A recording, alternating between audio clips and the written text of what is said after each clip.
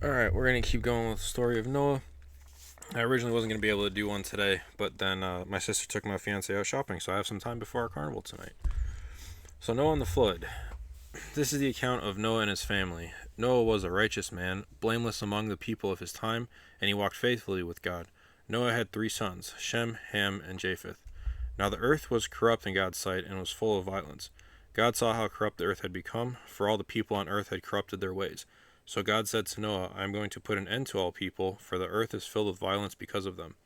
I am surely going to destroy both them and the earth. So make yourself an ark of cypress wood, make rooms in it, and coat it with pitch inside and out. This is how you are to build it.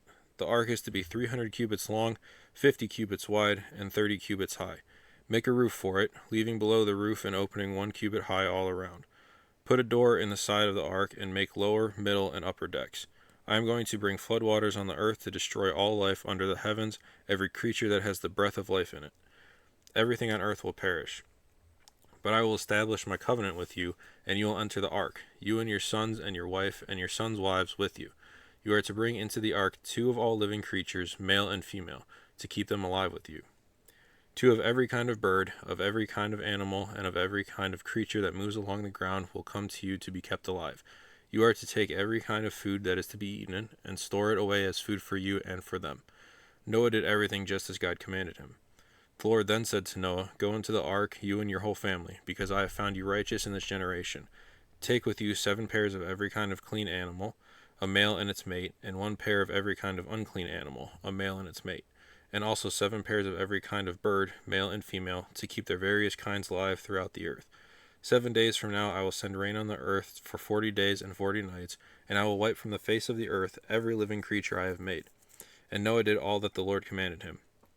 Noah was 600 years old when the floodwaters came on the earth.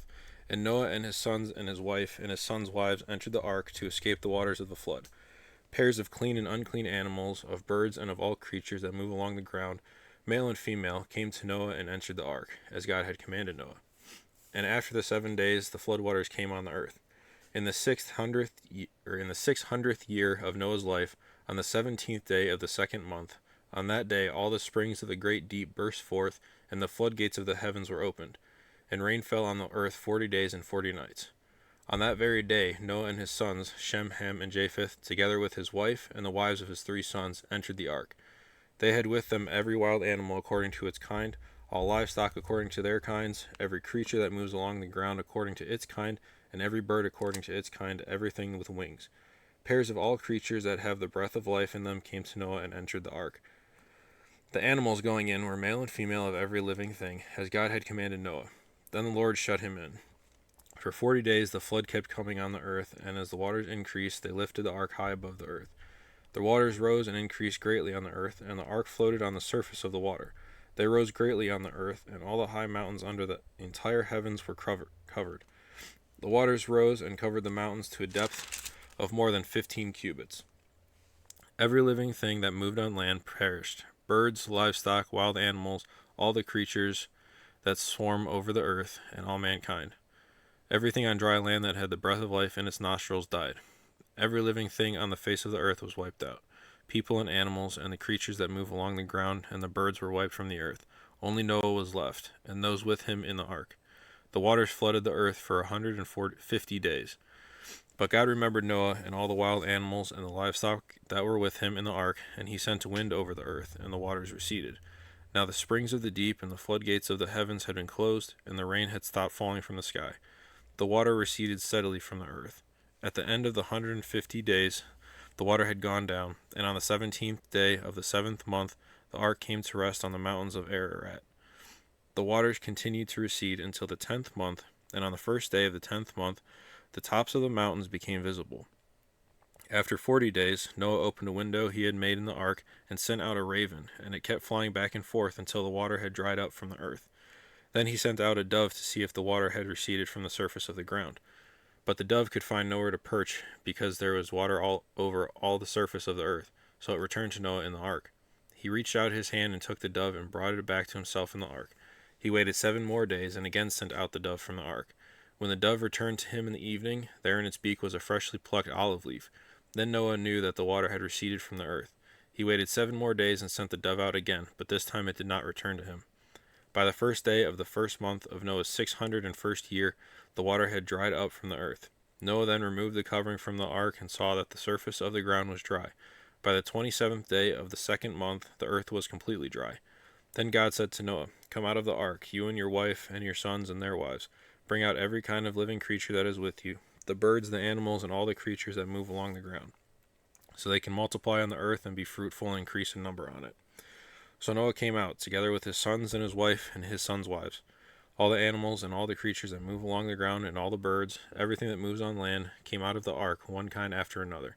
Then Noah built an altar to the Lord, and taking some of all the clean animals and clean birds, he sacrificed burnt offerings on it. The Lord smelled the pleasing aroma and said in his heart, "Never again will I curse the ground because of humans, even though every inclination of the human heart is evil from childhood. And never again will I destroy all living creatures as I have done. As long as the earth endures, seed time and harvest, cold and heat, summer and winter, day and night will never cease." Long reading, apologies, I messed up a couple words. But yeah, there's the big story of Noah, and it took, 2.5 pages almost to get through it, so it definitely is worth the pages. There's a difference that I noticed between clean and unclean animals. He ended up offering burnt sacrifices after the flood was over. I really think it's interesting where did it say the floodgates under the earth? Those flooders came in the earth.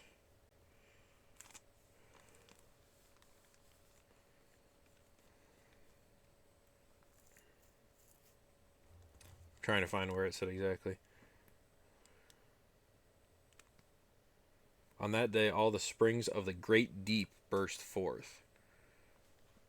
So he brought water from up under the ground and made it rain as well. Floodgates of the heavens were opened.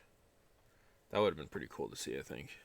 I mean, I just think all of these, miraculous things that you don't really see happen today, even though it would have been scary to be anybody other than Noah and his family, but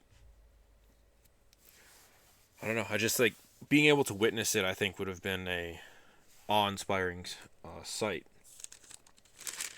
A long time passed. I mean, Noah was already 600 years old when it started, and he was 601 by the time it was over.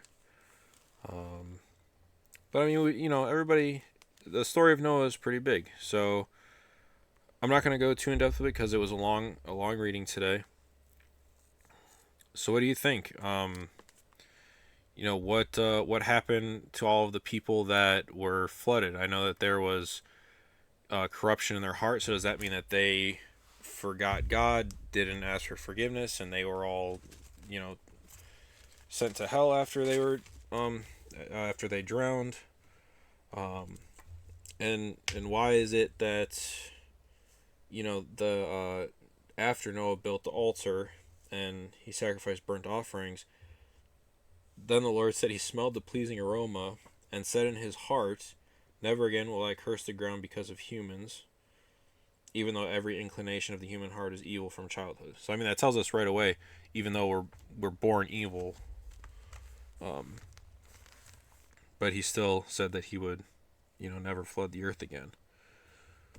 But yeah, so let me know what you think. Thanks for watching. Happy Friday. Everybody have a good weekend, and I will see you again tomorrow.